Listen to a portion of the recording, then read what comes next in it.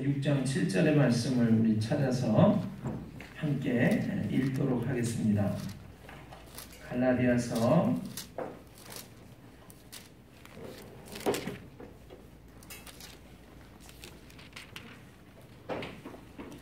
고린도전후서 갈라디아서가 되겠습니다. 그래서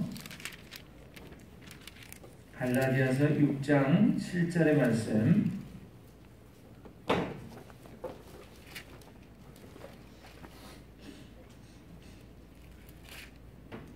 갈라디아서 6장 7절의 말씀 찾으셨죠?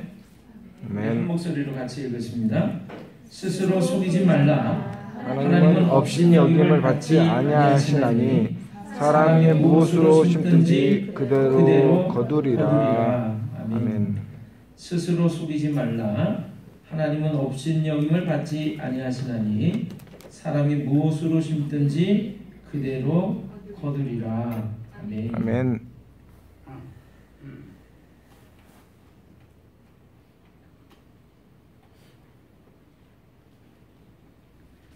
출애굽기서 성경을 보시면요 5장 1절에 이런 말씀이 기록이 되어 있습니다. 그 후에 모세와 아론이 바로에게 가서 이르되 이스라엘의 하나님 여호와께서 이렇게 말씀하시기를 내 백성을 보내라. 그러면 그들이 광야에서 내 앞에 절기를 지킬 것이니라. 모세와 아론이라고 하는 하나님의 종을 그 당시에 세계 최대 강대국인 이집트의 임금인 바로에게 가서 하나님의 말씀을 전하라고 이렇게 말씀을 하십니다. 그 말씀의 내용이 뭐냐면 내 백성을 보내라. 그러면 그들이 광야에서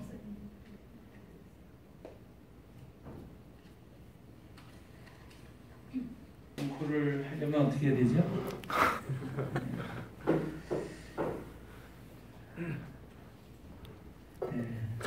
하나님께서 기쁘게 받으신 줄로 믿습니다. 오늘 추수감사절 예배를 드리기 위해서 제가 어제 뒷밭에 남은 고구마밭을 마저 캤습니다. 그 하나를 좀 보여드릴까 싶으네요.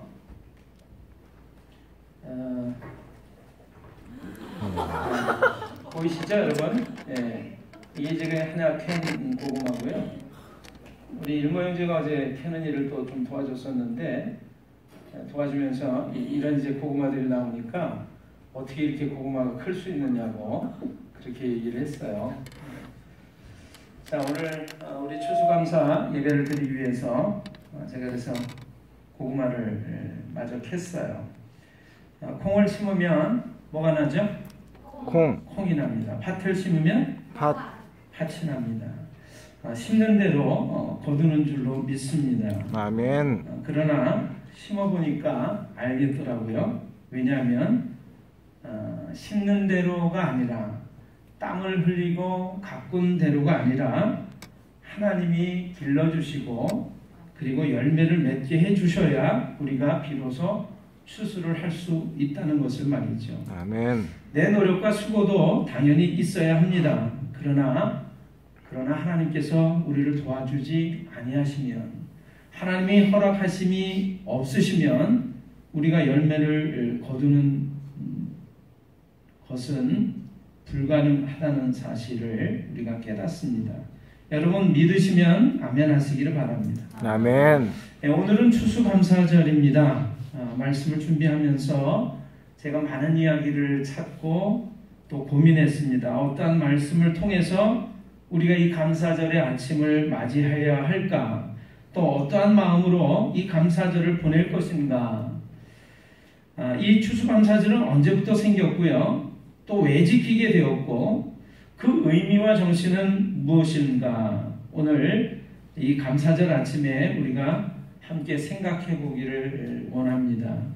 여러분 영상을 하나 좀 보시는데 추수감사절 유래를 좀 한번 보겠습니다. 영상을 통해서.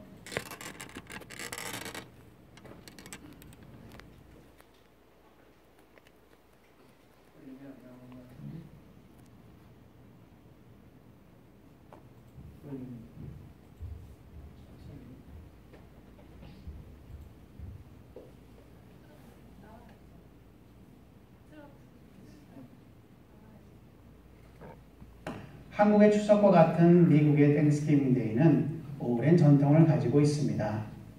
미국의 땡스기빙 데이는 1621년도 그때 처음으로 시작이 되었습니다. 자유롭게 하나님을 찬양하며 예배하기 원하는 102명의 청교도들은 1620년에 메이플라워호라는 이름하는 배를 타고 영국을 떠나옵니다. 이들은 바다 여행 66일 만에 첫 발을 새로운 땅 미국의 플리미스 매사추세츠라는 곳에 밟게 됩니다. 낯선 땅에서 그들은 그 해 겨울을 매우 춥게 보냅니다. 안타깝게도 그 해 함께 배를 타고 미국 땅을 밟았던 청교들의 절반이 추위와 질병 속에서 죽고 맙니다. 이때 그곳 지역에 살고 있는 아베나키라는 인디언이 나타나서 영어로 이 청교도들을 반기게 됩니다. 며칠 후에 인디언인 아베나키는 스쿠안토라는 이름을 가진 인디언을 데리고 옵니다. 알고 보니 영어를 할 줄 아는 이들은 예전에 영국 선장에게 잡혀서 영국의 노예로 팔려갔다가 도망 나온 자들이었습니다. 이 스쿠안토라는 인디언은 청교도들을 도와줍니다. 먼저 그들이 먹고 살 수 있도록 옥수수를 재배하는 방법, 물고기를 잡는 방법, 메이플 나무에서 농축액을 추출하는 방법을 가르쳐주고 또 독이 있는 풀들을 가르쳐줘서 생명을 지킬 수 있도록 해줍니다. 그리고 청교도들이 정착한 지역의 완파오브 인디언족들과도 함께 동맹을 맺도록 도와줍니다. 청교도들은 스쿠안토 인디언의 도움으로 첫 해에 풍년을 맞이하게 됩니다. 풍년을 맞이한 이 청교도들은 당시 주지사인 윌리엄 브래드포드의 주관으로 그 지역의 완파오브 족장인 마사조이트와 그리고 완파오브 족들과 함께 첫 추수감사절 First Thanksgiving Day를 지내게 됩니다. 그때 당시에는 땡스기빙이라고 불리우지는 않았지만 그들은 감사의 축제를 3일 동안 연이어 지냈다고 합니다.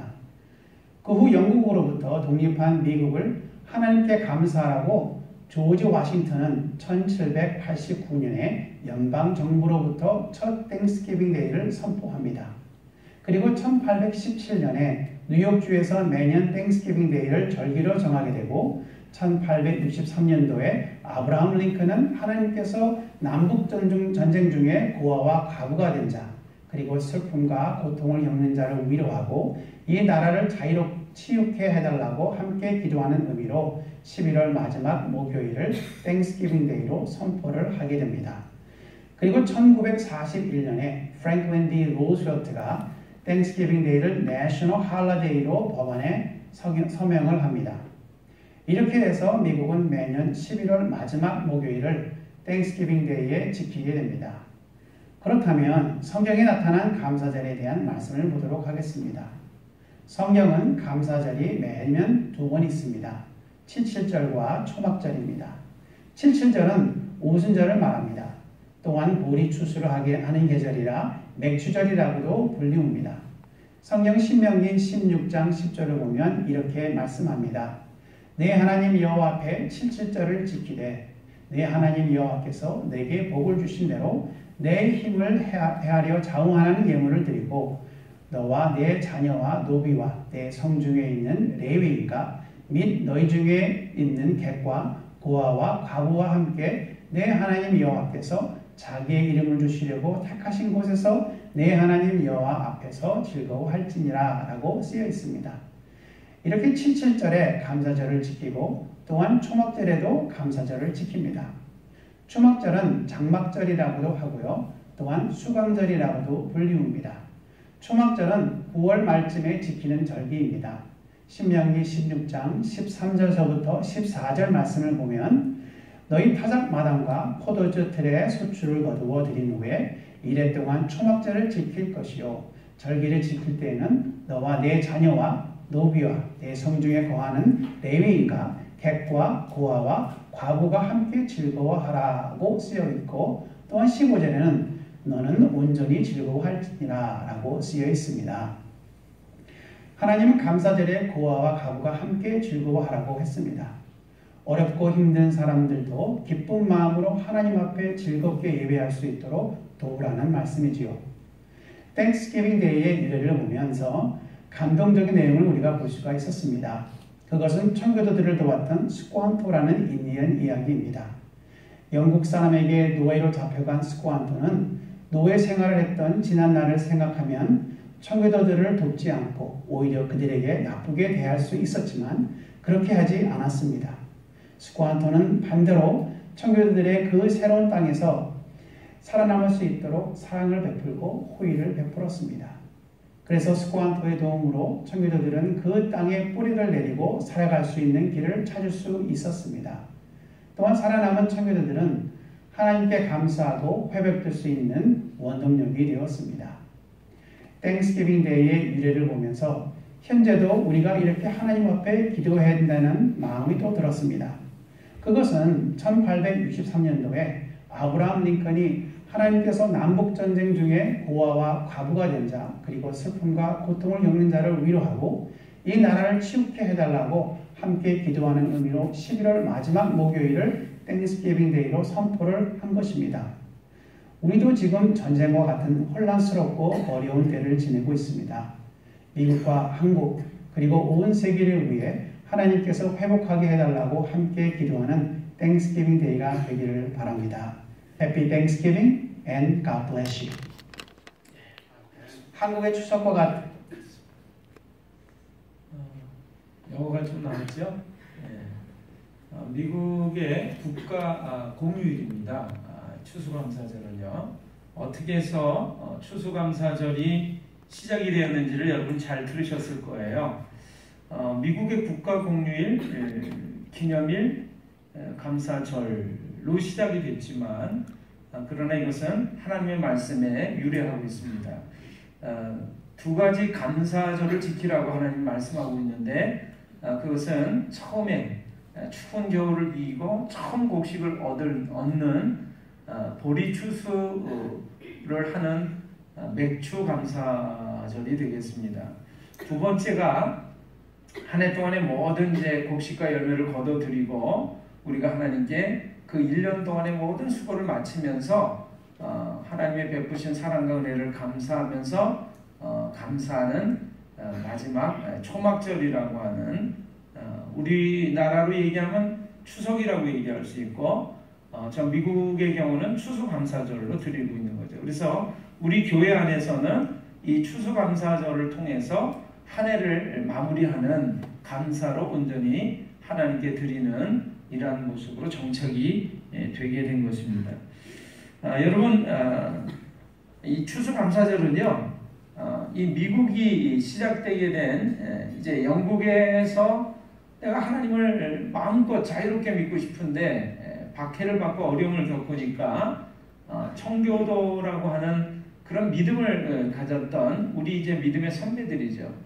그 사람들이 대서양 바다를 건너와서 지금의 신대륙 미국에 도착을 해서 그래서 이제 그 혹독한 겨울을 지나면서 그 처음 출발했던 사람들의 절반이 전염병과 또 굶주림과 질병으로 또 고통 속에서 추위 속에서 죽어가고요. 남은 숫자가 별로 안 되죠. 어떻게 살아가나 하고 정말 힘들었을 때 인디언의 도움을 받아서 이제 옥수수도 심고 감자도 심고 그렇게 해서 첫 이제 추수를 하게 됩니다. 그게 너무나 감사해서 이웃들과 이웃인 이 인디언들을 초청하고 그래서 아주 성대한 감사 잔치를 벌리면서 하나님께 예배를 드렸다라고 하는 것이죠. 그것이 영어로 Thanksgiving, 감사라고 하는 것입니다. 감사절, 그래서 Thanksgiving Day. 원칙적으로 그래서 추수감사절은요, 미국의 경우에는 11월 넷째 주 목요일이 추수감사절, 추수감사절 데이가 되겠습니다. 그래서 그 미국 사람들은 그 주일부터 해서 크리스마스 성탄절까지 온통 이제 감사와 기쁨의 축제의 시간으로 보내요. 그래서 미국에 가면 그 시기에는 그냥 아주 가장 모든 물건들을 가장 값싸게 파는 블랙 프라이데이라고 하는 그런 시간도 보내기도 하고 아주 상업주의로 오염이 되긴 했습니다만 감사하는 마음으로 그 주간들을 그 시간들을 이제 보내게 되지요. 여러분, 하나님께서 우리에게 1년 동안 베푸셨던 모든 은혜와 사랑을 감사하면서 모든 수고 끝에 얻은 곡식과 열매를 거두고 감사를 드리는 이 시간이 추수감사절이 된 것이고, 오늘날 우리가 추수감사주일 또는 추수감사절로 지켜지는 유래가 되었다라고 하는 것입니다. 그 힘드는 중에도 하나님께서 지켜주시고 도와주셨던 그 은혜를 감사를 드리면서 이웃과 사랑을 나누고 그리고 즐거워했던 그것이 추수감사절의 정신이면서 또 유래가 됐다라고 하는 것을 여러분 기억하시면 좋겠어요.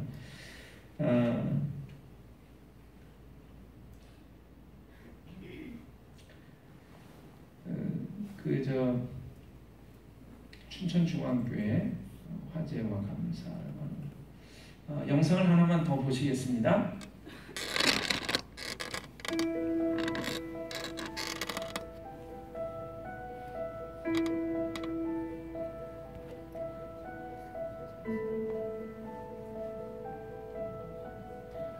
오늘 오후 5시 반쯤 춘천시 퇴계동 춘천중앙감리교회에서 큰 불이 났습니다. 헬기까지 동원해 이 시각 현재도 진화 작업을 벌이고 있습니다.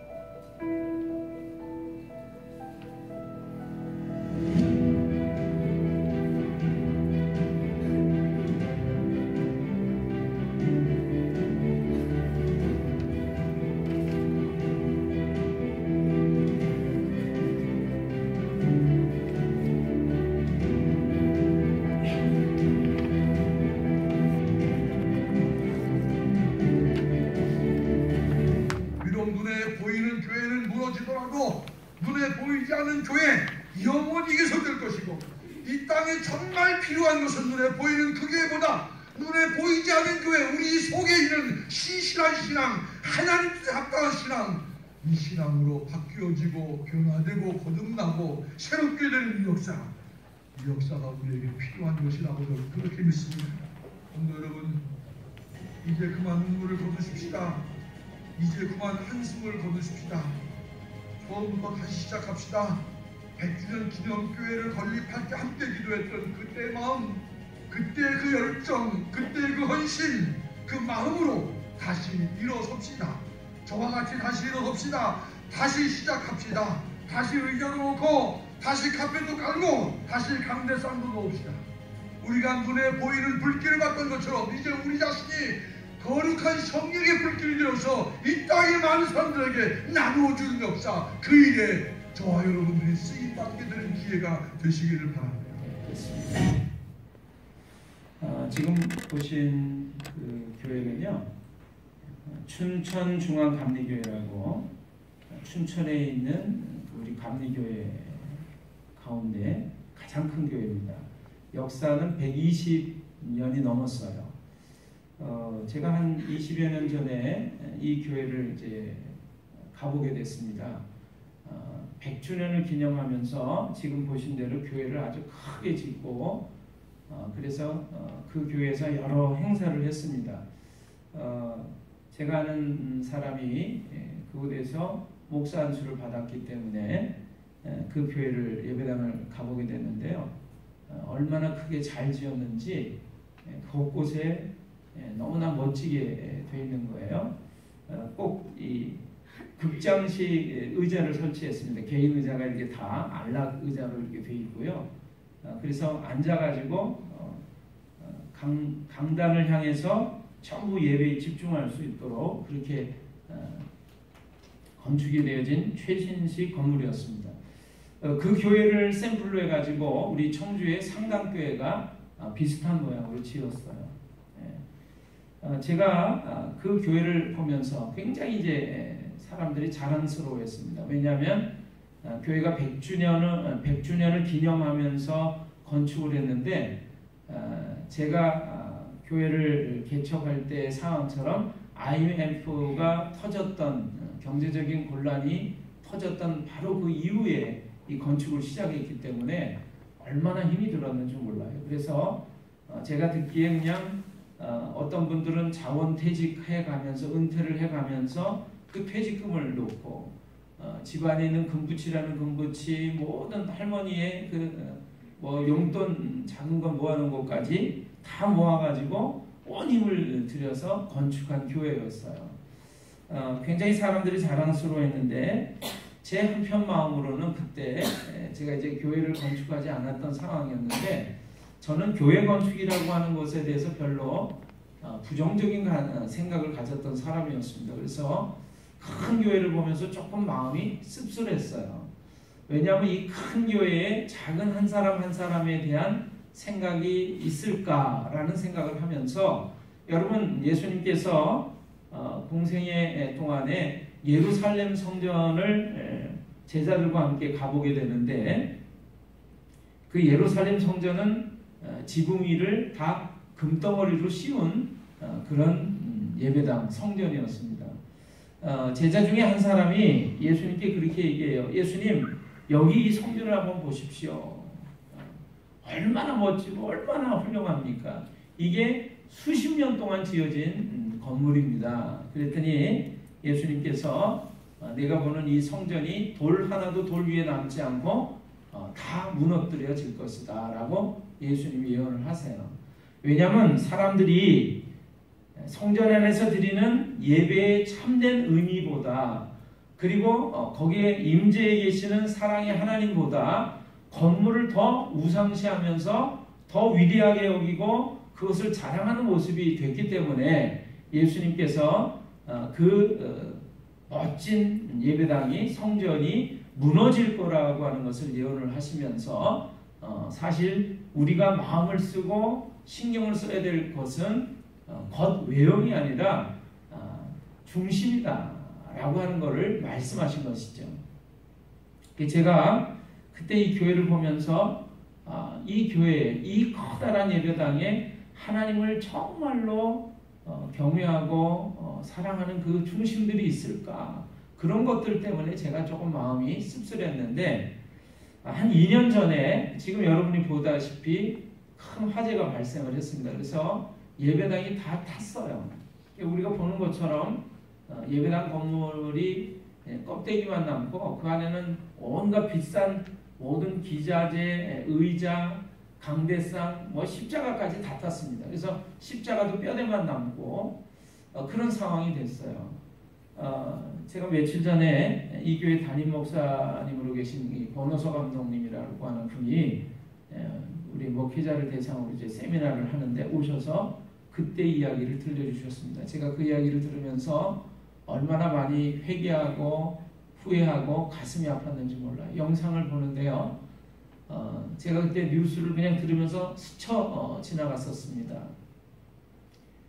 저렇게 큰 맘모스형 교회니까 부자 교회니까 저렇게 불이 났어도 금방 복구할 수 있을 거야. 회복이 될 거야. 그렇게 생각하고 제가 잊어버릴 때였어요. 그런데 여러분 한번 저 목사님 마음이 한번 여러분이 돼보시면 좋을 것 같아요. 저 교회 성도들의 마음이 여러분이 한번 돼보시면 좋을 것 같아요. 우리가 그렇게 애쓰고 공들여서 건축했던 그 예배당 건물이 다 불에 타고 그래서 들어가 볼 때 매캐한 탄 냄새만 남고 뼈대만 형체만 남아있는 그 모습을 대할 때 여러분 저 교회 목사님과 교우들의 마음이 어땠을까? 저는 그냥 이 영상을 다시 보는데 가슴이 막 저려지는 거예요. 불타는 저 교회가 내가 불타는 것 같고 우리 교회가 불타는 것 같은 거예요. 근데 왜 내가 그때는 이 마음을 못 가졌을까? 그런 생각을 제가 하면서 후회를 했습니다. 회개를 했습니다. 어떤 교회를 작은 예배당을 건축했던 그 교회 목사님의 사모님이 저한테 이런 이야기를 하신 적이 있어요. 예배당을 얼마나 힘들게 어렵게 건축을 했는지 예배당 안에 딱 들어가면 예배당 안에 있는 그 먼지, 쌓여있는 먼지도 귀하더라. 이런 얘기를 했어요. 여러분, 우리가 외형적인 것을 자랑하고 또 이것을 자랑스러워할 것은 아닙니다.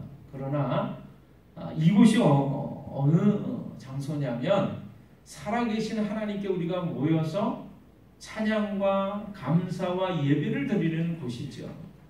특별히 구별된 귀한 장소라고 하는 것입니다. 그래서 이곳은 다른 곳보다도 더 내 마음을 다해서 닦아야 되고 쓸어야 되고 또 여러 가지를 꾸며야 되고 내 마음에 둬야 하는 장소라고 믿습니다. 얼마나 땀과 눈물과 힘을 들여서 지금 우리 교회 예배당을 또 건축했는지 몰라요. 제가 예배당 건축을 해서 2번 하고 나니까 제 21년의 목회 시간이 다 지났습니다. 제가 종종 요즘에 그런 생각을 해요. 하나님이 원하시는 것은 껍데기가 아니라 중심인데 제가 중심, 즉 하나님이 원하시는 하나님을 사랑하고 예배드리는 그 중심보다 껍데기를 더 치중한 것은 아닌가요? 그래서 제가 저 춘천중앙감리교회를 보면서 별로 이렇게 기쁨이 안 됐었는데 여러분 저분들이 불이 다 타서 다 타버린 그 예배당, 그 흔적만 남은 예배당에서 어떻게 예배를 드렸을까요? 저분들은 그런 가운데서도 예배를 힘썼습니다. 어느 장소를 빌려서 대학교 강당을 빌려서 예배를 드렸고요. 1년 동안을 마당에다가 철골 기둥을 세우고 천막을 씌워서 천막 예배당에서 1년을 예배를 드렸대요. 그리고 그 1년 동안 저 무너지고 다 불타버린 예배당을 복구하기 시작을 했습니다. 아까 담임 목사님이 그 얘기를 하셨는데 불타버린 그 첫 주에 예배를 드리면서 이 목사님이 울면서 이 얘기를 해요. 여러분, 우리는 불타버린 예배당을 복구하고 복원하고 다시 세울 것입니다. 그러나 껍데기인 이 예배당 건물을 다시 세우는 것보다 나는 우리 마음속에 있는 하나님의 성전, 여러분 하나님이 계시는 집이 성전이잖아요. 근데 이것은 예배당 건물이지 이것이 진짜 성전은 아니에요. 진짜 성전은 무엇일까요? 하나님을 믿는다고 고백하는 신자들이 바로 참된 성전인 줄을 믿으시기를 바랍니다. 아멘. 내가 성전이에요. 내가 하나님이 거하고 살고 계시는 귀한 성전인 줄을 믿으시기를 바라요. 아멘. 그래서 이 목사님이 얘기해요. 예배당도 복원하고 복구할 것이지만 그러나 내 마음속에 영원히 없어지지 않는 하나님의 성전, 우리 마음속의 성전을 바로 세우고 새롭게 할 것입니다. 이렇게 얘기를 해요. 그래서 1년이 넘는 시간 동안 예배당도 복원을 했지만 우리가 이 고통과 어려움을 겪었던 것을 잊어버리지 말고 정말 힘들고 어려운 사람을 위해서 손을 내미는 그 교회가 되자라는 그 시간을 통해서 이 교회가 예배당만 복원이 된 게 아니라 더 예배드리기를 힘쓰고 더 이웃사랑하기를 힘쓰는 그런 진정한 교회로 거듭났다라고 하는 것입니다. 그분이 오셔서 그 얘기를 하는 거예요. 이분이 내년 봄에 은퇴를 하신대요. 은퇴를 할 거니까 이제 끝이잖아요. 그런데 은퇴를 할 거라고 하는 생각을 하고 이제는 내일이 아니야 라고 생각하지 않고 이분이 은퇴를 앞둔 이 몇 년 동안의 시간 동안 저 예배당을 다시 복구하고 복원하려고 힘을 썼고 성도들의 마음속에 하나님을 믿는 그 믿음의 신앙이 바로 세워지고 새롭게 세워지고 진정으로 세워지기를 위해서 힘써 오셨다라고 하는 거죠. 그 얘기를 제가 듣는데 너무너무 마음이 아픈 거예요. 너무너무 미안하고 저분의 힘쓰고 애썼던 그 마음이 확 와닿는 거예요. 그래서 저 큰 예배당을 건축하고 목회하고 있는 저 목사님이 눈물을 흘리시면서 그 얘기를 합니다. 오늘날 우리 교회가 참다운 교회로 다시 세워져야 된다라고 하는 것이 우리 교회가 불탔던 진정한 이유였던 것 같습니다. 이렇게 얘기를 하셨어요.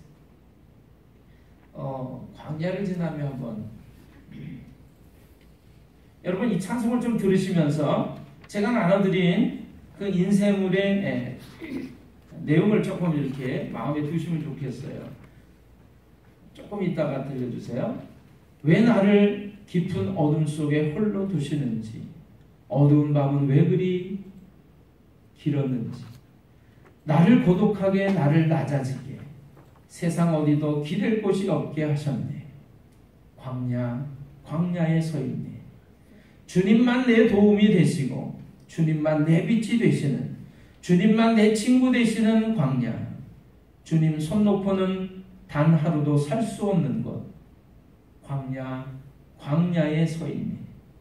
왜 나를 깊은 어둠 속에 홀로 두시는지, 어두운 밤은 왜 그리 길었는지, 나를 고독하게 나를 낮아지게 세상 어디도 기댈 곳이 없게 하셨네. 광야에 서 있네. 주님만 내 도움이 되시고 주님만 내 빛이 되시는, 주님만 내 친구 되시는 광야, 주님 손 놓고서는 단 하루도 살 수 없는 것, 광야. 주께서 나를 사용하시려, 나를 더 정결케 하시려 나를 택하여 보내신 그곳 광야, 성령이 내 영을 다시 태어나게 하는 곳 광야에 서 있네. 내 자아가 산산이 깨지고 높아지려 했던 내 꿈도 주님 앞에 내어놓고 오직 주님 뜻만 이루어지기를, 나를 통해 주님만 드러나시기를 광야를 지나며. 이게 광야라고 하는 찬송인데요. 이 찬송을 저한테 처음 들려준 사람이 제 막내딸아이입니다. 아빠, 이 찬송이 너무 좋아요. 들어보세요. 그러더라고요. 좋아. 좋기는. 그러면서 제가 들었어요. 근데 듣는 순간에 이 찬송의 내용이 너무 제 마음을 치는 거예요. 여러분, 광야라고 하는 곳은 사람이 살 수 없는 곳입니다. 뜨거운 햇볕이 내려질 때는 너무너무 더워서 불볕 같은 더위 속에서 정말 목이 말라서 갈증이 나는 그런 곳이고요. 밤이 되면 살을 에이는 듯한 추위가 몰려오는 곳이 광야입니다. 광야에서는 아무 소리도 들리지 않습니다. 길이 없습니다. 풀 한 폭이 나무 한 그루 자랄 수 없는 곳이 광야예요. 비가 내리지 않으면, 하나님께서 간혹 내려주시는 그 빗줄기가 우기가 오지 않으면 그 광야는 메마른 채로 그냥 죽어갈 수밖에 없는 것이 광야입니다. 근데 그 광야에 여러분 알고 계시나요? 예수님께서 우리를 향하신 공생애의 시간을 시작하시기 전에 제일 먼저 찾으신 것이, 나아가셨던 것이 광야예요. 광야로 그분이 가셔서 40일을 금식을 하시고 그리고 그곳에서 마귀의 시험을 받으십니다. 광야는 도대체 어떤 곳일까요? 모세가 혈기에 의해서 사람을 때려 죽이고 도망쳐서 양떼를 치면서, 옛날에 왕자였던 그 사람이 양떼를 치면서 처가살이하면서 숨어 살았던 곳이 광야였어요. 미디안 광야였어요. 하나님은 이 광야로 하나님의 사람들을 불러내셔서 훈련시키시고 연단하시고 더 정결케 하신 다음에 하나님의 뜻을 위해서 사용하시는 줄로 믿습니다.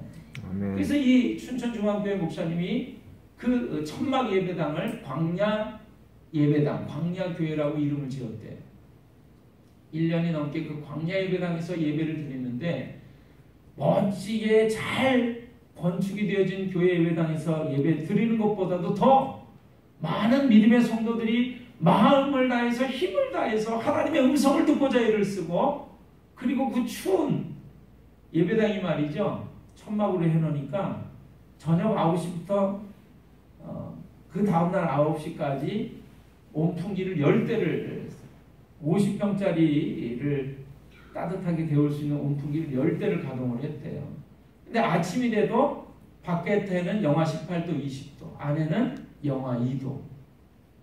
여러분, 우리는 지금 제가 24도에다 지금 온도를 맞춰놨어요.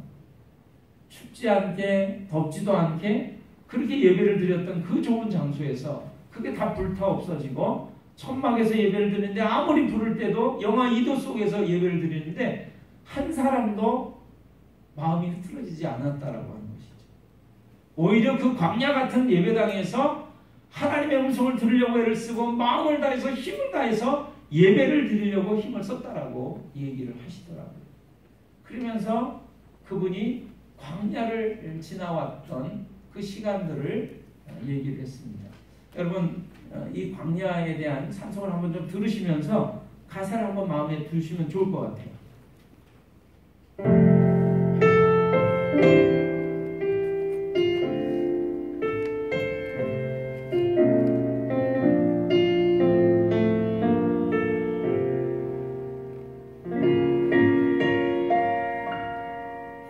왜 나를 깊은 어둠 속에 홀로 두시는지, 어두운 밤 왜 그리 길었는지, 나를 고독하게, 나를 낮아지게, 세상 어디도 기댈 곳이 없게 하셨네.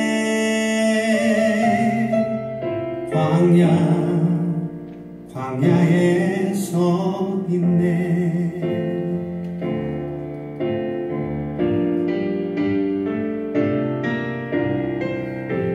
주님만 내 도움이 되시고, 주님만 내 빛이 되시는, 주님만 내 친구 되시는 광야. 주님 손 놓고는 단 하루도 살 수 없는 곳,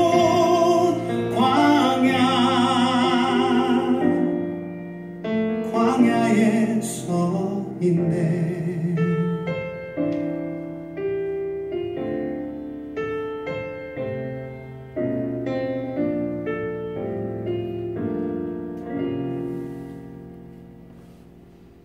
왜 나를 깊은 어둠 속에 홀로 두시는지, 어두운 밤은 왜 그리 길었는지, 나를 고독하게, 나를 낮아지게, 세상 어디도 기댈 곳이 없게 하셨네.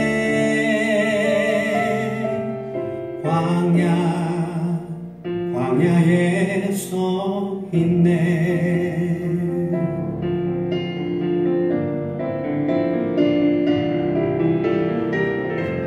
주님만 내 도움이 되시고, 주님만 내 빛이 되시는, 주님만 내 친구 되시는 광야. 주님 손 놓고는 단 하루도 살 수 없는 곳, 광야.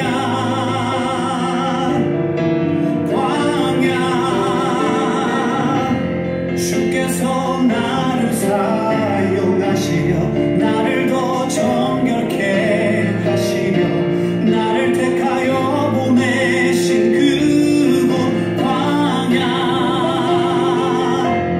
성령이 내 영을 다시 태어나게 하는 곳,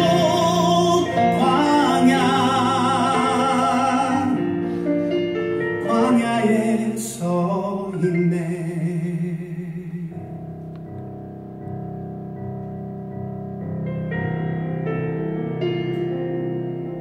내 자가 산산이 깨지고 높아지려 했던 내 꿈도 주님 앞에 내어놓고, 오직 주님 뜻만 이루어지기를, 나를 통해 주님만 드러나시기를.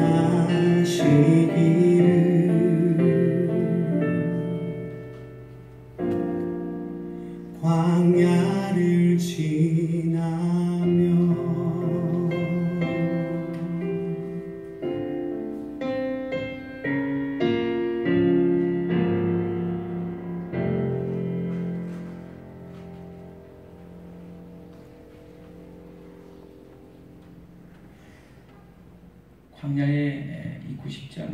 마음이죠. 예전에 우리가 광야와 같은 시간들을 보낼 때 여기만 벗어날 수 있다면, 그러나 그 광야는요, 그 힘들고 어려운 중에 주님만 바라보게 하는, 주님만 의지하게 하는, 주님만 내 친구 되신다라고 고백하게 하는 그런 장소라고 하는 것이죠. 우리는 광야를 잊어버리고 있는 것은 아닌가. 이 세상이 사실은 광야길과 같습니다. 근데 내가 뭔가 조금 이루었다고 하면, 뭔가 좀 얻었다라고 하면, 뭔가 손에 쥐었다라고 하면 내 마음이 그분을 잃어버리지는 않는 것입니다. 제가 오늘도 어제도 고백을 했습니다. 저 고구마를 캘 수 있는 것을 감사하면서 하나님이 허락지 않으시면, 하나님이 결코 우리에게 이러한 것들을 허락하시고 돕지 않으시면 우리가 열매를 이렇게 얻을 수 없음에도 불구하고 이 고구마를 심어놓고요, 우리 원로 목사님이 얼마나 노심초사했는지 몰라요. 그냥 가무니까 그 물이라도 좀 대주려고 하셨고, 잡초가 나니까 그 잡초를 뽑기 위해서 하셨고, 고구마가 이제 열리기 시작하니까 그거를 캐내어서, 그래서 저걸 어떻게든지 좀 수익을 내서라도 우리 교회에 성도들에게, 담임 목사에게 힘이 좀 되게 해주고 싶으셔가지고, 그래서 저 어르신이 그냥 관절염에 그냥 뭐 근육통에 이렇게 하시면서도 그냥 그 호미로 캐시고, 그 얘기는 다음에 또 하겠습니다만, 그래서 그 열매 하나가 얼마나 소중한지, 고구마 하나가 얼마나 소중한지, 제가 이거를 힘들고 어려운 교회 후배 목사들에게 나누면서 이게 고구마 하나가 아닌 거예요. 여러분, 오늘 우리에게 주어진 이 모든 것들이 다 누군가의 그 수고와 노력과 아픔과 애씀의 결과라고 하는 사실을 잊으시면 안 되실 것입니다. 아멘. 그래서 감사한 거예요. 작은 것 하나에도 감사한 거예요. 우리의 눈물도 감사한 거예요. 왜? 눈물을 흘리면서 우리의 마음이 낮아지고 겸비해지고 겸손해져서 하나님, 당신만이 나의 도움이십니다, 힘이십니다. 그래서 우리가 종종 광야로 나가야 되는 것입니다. 결론을 맺습니다. 지금 세계 최대 초강대국을 건설한 그 미국의 바탕은, 여러분, 사람이 질병으로, 전염병으로 굶주림과 추위 속에 죽어나가는 그 고통 속에서 이웃의 도움을 받아서 먹을 것을 추수를 하게 됐을 때 그 감사를 하나님의 은혜라고 고백하면서, 그럼에도 불구하고 감사를 고백했던 이들의 신앙이 바탕이 돼서 오늘날의 미국이, 오늘 초강대국이 만들어졌다라고 하는 것이죠. 그래서 그 추수감사절이 오늘 우리의 신앙 고백으로 계속 이어져 오고 있는 거예요. 맥주절을 지키라, 수장절을 지키라. 왜 하나님이 지키라고 그러실까요? 이 감사를 통해서 우리의 메말랐던 마음이 새로워질 수 있는 거죠. 잊어버리지 말아라. 네 눈앞에, 네 손안에 쥐어진 그 열매가 내가 너에게 베푼 사랑의 결과라는 사실을 잊지 말아라. 여러분, 그것이 우리가 추수감사절을 기념하면서 지키는 이유입니다. 제가 너무 감사해요. 제가 마음속에 몇 년 동안 계속 돕다가 힘들고 어려운 교회 돕고 어려운 사람을 돕다가 여러분에게 그 얘기를 했을 때 과일 바구니를 이렇게 준비하기 시작을 했습니다. 다른 교회는 막 여기 강단을 장식하고요, 그리고 나눠준다라고 하는데, 저는 사실 이거 사가지고 와서 여기다 넣는 것도 힘들어요. 근데 우리 식구들이 십시일반 헌금을 하고 모아서 이것을 열매를 사서, 그래서 정말 과일 한번 제대로 못 먹는 그 개척교회 목사들, 전도사들, 또 어려운 사람들에게 이게 전해졌으면 좋겠어요 하는 마음으로 이것이 준비된 거예요. 우리가 추수감사절을 확 즐거워하면서 우리만 먹고 즐기는 게 아니라 하나님이 주신 사랑과 은혜를 이웃과 나누려고 하는 이것이 추수감사절의 진정한 의미와 정신이라고 하는 것이죠. 그러면서 감사하는 마음을 잊지 않는 것. 남은 한 해를 살아가시면서 또 새로운 시간들을 맞이할 때마다 하나님께 이 감사의 고백을 잊지 아니하시는 여러분 모두가 다 되시기를 주님의 이름으로 축원합니다. 아멘. 기도하겠습니다.